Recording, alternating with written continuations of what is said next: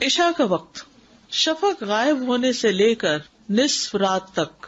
شفق غائب ہونے سے لے کر نصف رات تک. صحابہ رضی اللہ عنہم عشاء کی نماز شفق غائب ہونے کے بعد رات کی پہلی تہائی تک پڑھ لیتے تھے، یعنی 10 بجے تک.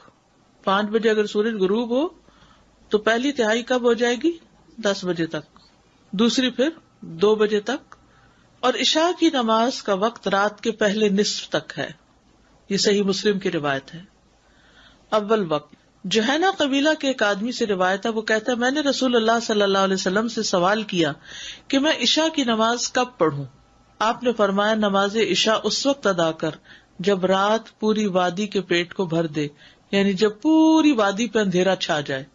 آخری وقت اور جب تم عشاء پڑھو تو آدھی رات ہونے تک اس کا وقت ہے. فَإِذَا صَلَّيْتُمُ الْعِشَاءَ فَإِنَّهُ وَقْتٌ إِلَى نِصْفِ اللَّيْلِ. اب صحیح مسلم کی روایت میں، اس روایت میں جس میں حدیث کا نمبر 1419 ہے، نصف اللیل الاوسط آتا ہے، اور دوسری میں الی نصف اللیل آتا ہے. عشاء کو کبھی جلدی پڑھنا اور کبھی مؤخر کر کے پڑھنا. محمد ابن عمرو بن حسن بن علی بن ابی طالب کہتے ہیں کہ ہم نے جابر رضی اللہ عنہ سے نبی صلی اللہ علیہ وسلم کی نمازوں کے اوقات پوچھے تو انہوں نے کہا کہ آپ صلی اللہ علیہ وسلم ظہر سورج ڈھل جانے پر پڑھتے تھے. کب پڑھتے تھے ظہر؟ سورج ڈھل جانے پر. اور عصر اس وقت ادا کرتے تھے جبکہ سورج زندہ ہوتا تھا، یعنی اس میں چمک اور تپش باقی ہوتی تھی.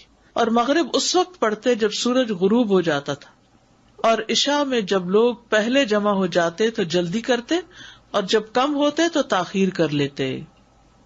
عشاء میں جب لوگ پہلے جمع ہوتے تو جلدی پڑھ لیتے اور جب کم ہوتے تو ذرا انتظار کر لیتے. عشاء میں تاخیر پسندیدہ ہے.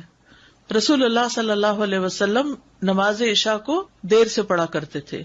سنن نسائی کی روایت ہے. ایک اور روایت میں آتا ہے آپ نے فرمایا اگر یہ خطرہ نہ ہوتا کہ میں اپنی امت کو مشقت میں ڈال دوں گا تو میں انہیں عشاء کی نماز مؤخر کرنے کا حکم دیتا کہ دیر سے پڑھ لیں.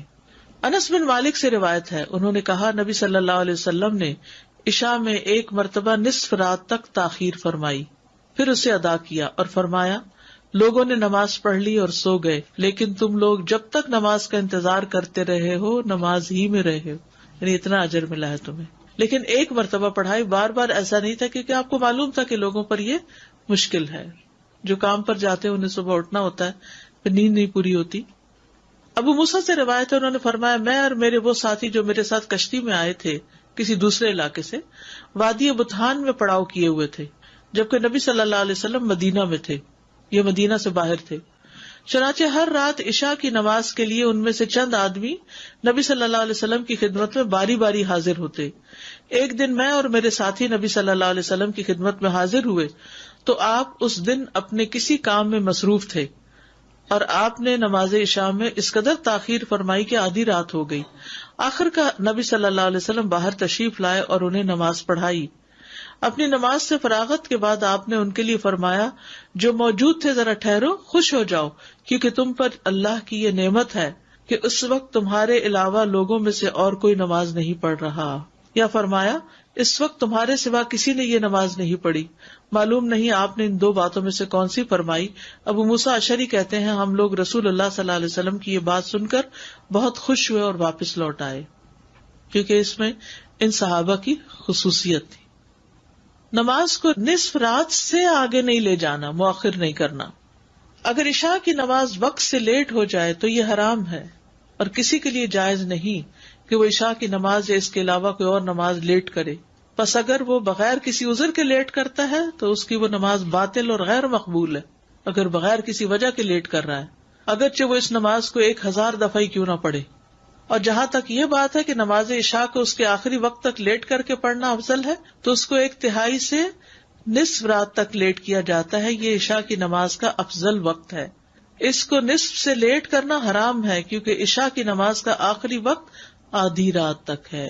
بس بعض لوگ کیا کرتے ہیں تہجد کے وقت عشاء کے فرض بھی پڑھ رہے ہوتے ہیں کہ ابھی تو فجر تک وقت ہے.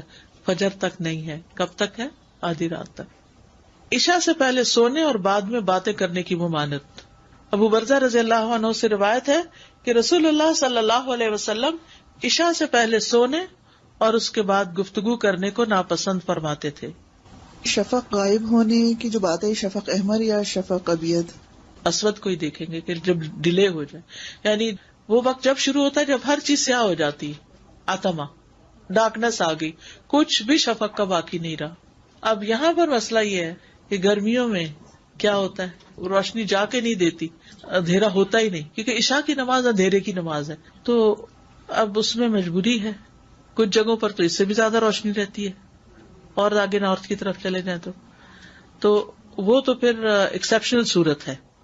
ادروائز جو حکم ہے عام طور پر جیسے سعودی عرب کے اندر یا مڈل ایسٹ کے اندر تو اندھیرے کا ہی وہ کیا جائے گا.